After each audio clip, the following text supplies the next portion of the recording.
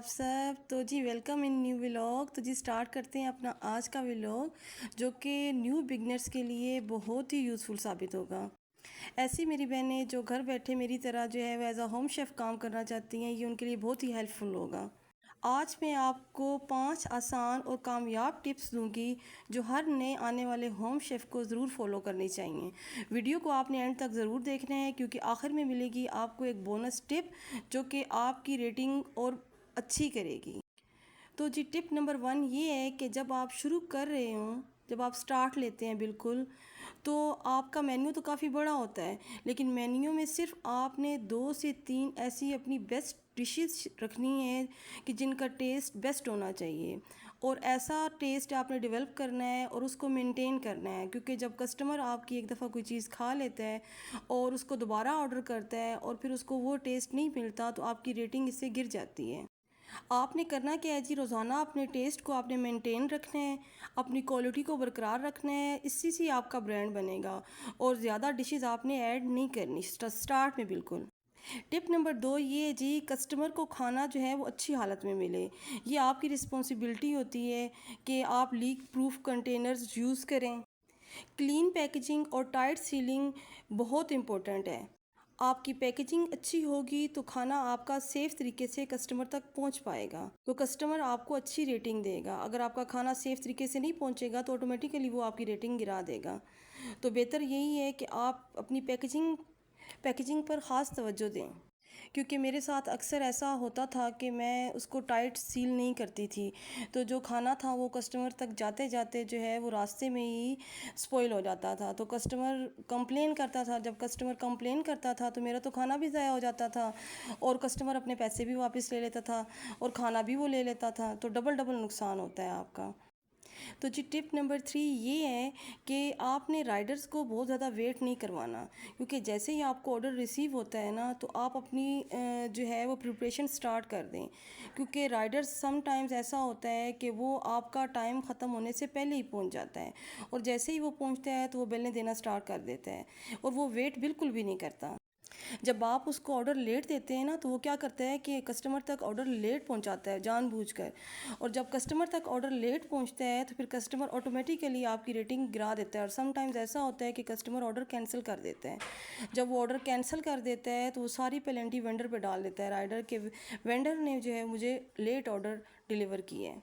Late orders का मतलब है कि लो रेटिंग, और जब लो रेटिंग मिलती है तो बहुत ही जो है वो डिसअपॉइंट होता है इंसान। से आपकी रेटिंग गिर जाती है और आपका किचन बहुत पीछे चला जाता है, क्योंकि जितनी रेटिंग आपकी अच्छी होगी ना, आपका किचन उतना ही आपके एरिए में टॉप पर शो होगा।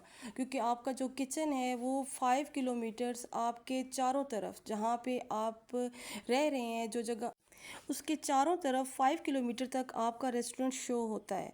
और अगर आपका रेस्टोरेंट टॉप पर शो हो रहा है और आपकी रेटिंग अच्छी है, तो आपको दिन के 10-12 ऑर्डर्स आराम से लग सकते हैं।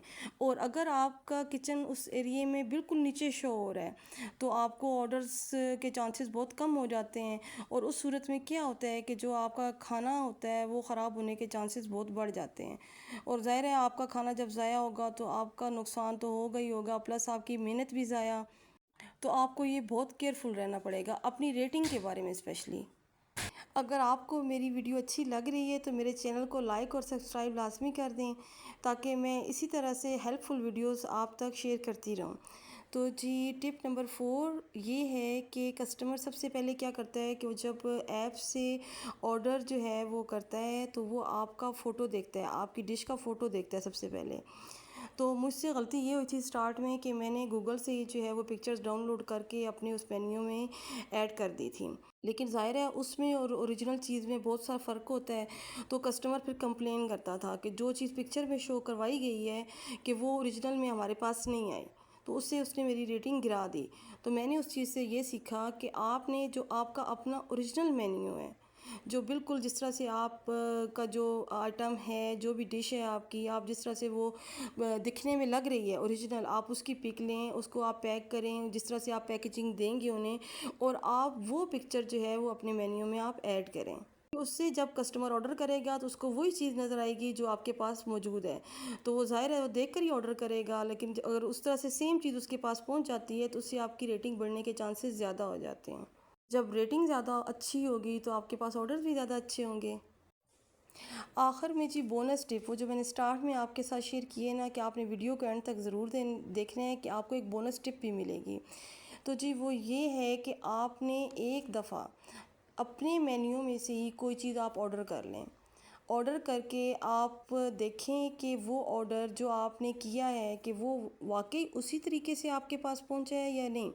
इससे आप अंदाज़ा लगा सकते होंगे कि राइडर किस तरीके से कस्टमर तक वो चीज़ आपकी पहुँचा रहा है। क्योंकि मेरी काफ़ी सारी कंप्लेंट्स जो है वो कस्टमर ने ये की थी कि जी खाना कम होता है, कि खाना जिस हिसाब से आप पैसे ले रहे हैं उस हिसाब से खाना बहुत कम है।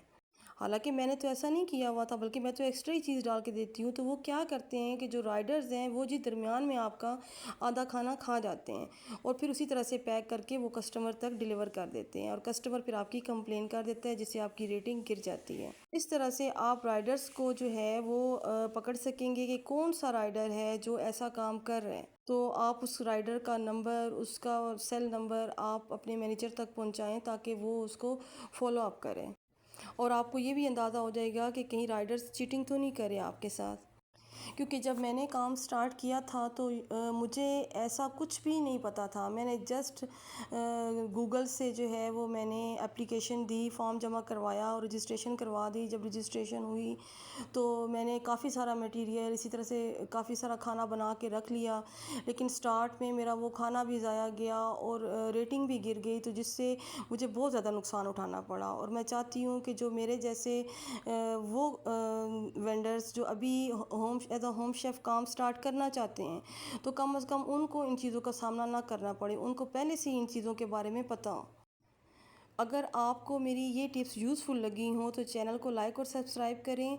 और इंशाल्लाह नेक्स्ट वीडियोस के अंदर, अगली वीडियोस के अंदर मेरी कोशिश होगी कि मैं ऐसी यूज़फुल टिप्स और ऐसी चीज़ें जो आपके किचन को ग्रो कर सकती हैं, जो आपकी रेटिंग बढ़ा सकती हैं, मैं वो चीज़ें आप तक डिलीवर करूं जिससे आपको फ़ायदा हो। क्योंकि ये चीज़ें जो मैं आपको बता रही हूँ ये लाइव आपको कोई भी नहीं बताएगा। आपको और भी काफ़ी सारी वीडियोस मिलेंगी फूड पांडा से रिलेटेड, लेकिन इतनी डिटेल के साथ आपको कभी भी कोई चीज़ किसी वीडियो में नहीं मिलेगी।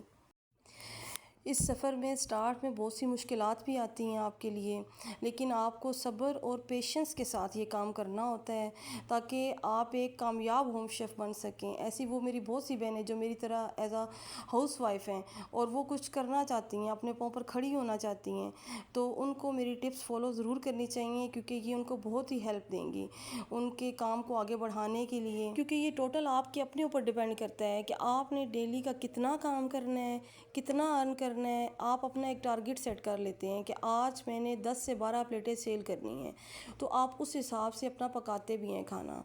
और अगर स्टार्ट में आपने ये भी देखना है कि मैं वो जो पका रही हूँ वो मेरा सेल हो भी रहा है कि नहीं हो रहा। तो ये सारी चीज़ें आपको अपने ज़हन में रख कर काम स्टार्ट करना होगा। और ये आप तभी कर पाएंगे जब आपके पास चीज़ों की नॉलेज होगी। तो इंशाल्लाह जी मिलते हैं नेक्स्ट व्लॉग में। अल्लाह